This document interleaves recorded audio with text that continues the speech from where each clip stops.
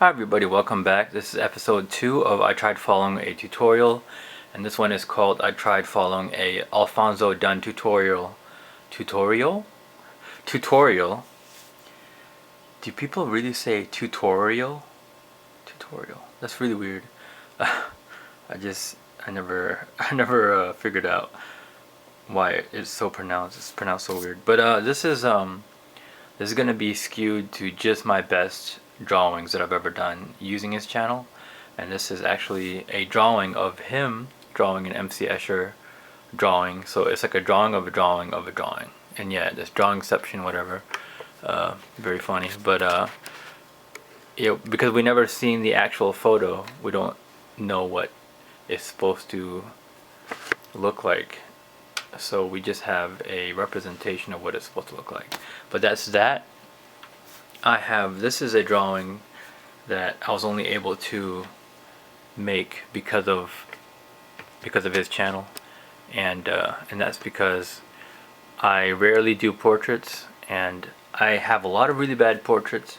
This is one of my favorite ones that I've done. He didn't draw this, but I was kind of inspired. I think it was because of the Ronaldinho sketch that he did.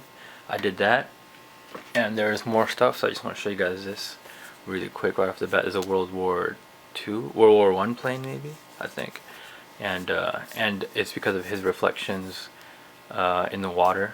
He actually showed how to do that, and then I'm going to show you guys that usually these are grouped by sketchbook, these videos. I didn't even want to make this video until I was done with this whole sketchbook, and I just felt like I didn't care anymore, and I just wanted to make it because it'll be like a year or two by the time I'm done.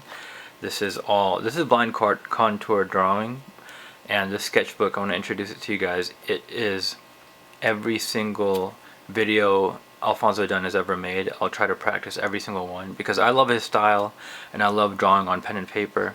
And like even this page right here, this is everything from when he first started drawing. I went all the way back to like his first videos, which were like years old. It goes sequentially from his oldest videos to his newer videos, and I only got 5 pages in, and I would spend hours doing this, just this page. And I don't do that anymore. I don't spend hours on just one drawing. I spend like 1 hour on a drawing, but I don't spend hours on just one small section like this, because I feel like it's all about the form. If you want to render, if you want to actually make a very good picture, then you want to spend hours doing it, especially if you have a client, or if you want to actually make a finished product. But when you're still practicing, you can just spend enough time to make sure that you get the form down and the shadows at least. You don't have to render it all the way. You just have to render it enough to where you know that it looks like good, it has good form. And I guess I can get into that. So in terms of form, like you guys can see right here, this is the nose and this is the mouth, obviously, but these are very influential for me. Like I draw my mouth and nose according to how Alfonso does it.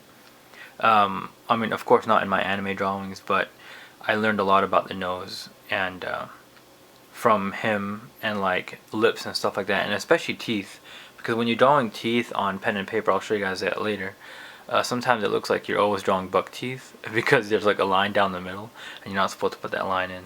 I still need to learn how to draw eyes from him, and the hands and feet, I haven't learned Bridgman yet. Long Ronaldinho video. Oh, whenever you watch an Alfonso Dunn video, you can also decrease speed to ×2, or decrease speed by 2, like it'll be half as slow. I think it'll be like 0.5 or 0.25, and then you can draw along with him. But I actually learned how to draw feathers from Alfonso as well, and I should have learned how to draw hair from him, because it never dawned on me how he draws hair until somebody else drew it. I think it was Arab guy named Rainmaker, and he's talking about how hair is not about like a crazy drawing, and Alfonso was trying to, and it's funny, it looks kind of like photorealistic a little bit, but very skewed. But me and my friend was actually drawing a T-Rex for his friend, and what's it called, he was like trying to figure out how to draw and make the forms and everything, and it's actually a lot harder than you think it is. And I learned this from Dina Norland later on, and it wasn't just Alfonso Dunn. It was all about taking the different references, and when you keep drawing them over and over in different angles, then you learn how the actual thing works. You can see it in your mind in 3D space, and you don't exactly see like people think you see it in 3D space. It's more like you draw it, you get used to how it's supposed to look, quote unquote, and then when you're drawing it, you're rendering out, let's say, the top of it. You're like, oh, I remember that there is a wedge up here, so you draw that wedge in that way, and you're like, okay, it looks off, so I'm gonna fix it. And then you keep fixing it and tweaking it until you're finally done with the T-Rex. People think that you're supposed to have a photographic memory. You're not. A lot of it is muscle memory, and your brain being smart enough to be like, this is wrong, because people, even people who don't do art, they can tell when somebody's face is off. Like, that's why sometimes you can watch a 3D movie and be like, this is uncanny valley stuff. Like you can be watching an old movie with CGI and being like, why do the faces look like plastic? You know, and that is actually just like an artistic mind. It's all about what looks good and what looks off. My friend has a very good talent of making things, even if it's not perfect proportion, he captures the life of the individual, and it's really cool. And I told him that, and I don't think that I can tell him clearly, like, dude, that's a really cool talent, because your drawings feel alive no matter what. One of the most important things I learned from Alfonso Dunn, and that's how to draw teeth. Whenever I do cartoon teeth, I do have the lines down the middle, but you're not supposed to have the lines, and they don't have lines down the middle because you don't want them to look like buck teeth unless they have buck teeth, and even then you make the line really thin. There's also how to render chrome, and I love these. I wish there was more of these, and that's what I showed you first, was the MC Escher thing. And chrome is something that people only usually cover in painterly drawings, and it's either painting, which is one thing by itself, or digital painting, which is a whole nother thing, because then you have to learn the software. And I had Photoshop for only 1 month. That's another thing. Oh, I love drawing roses and stuff when I was really young, and I'm really glad that I brought it back, or that Alfonso brought it back for me.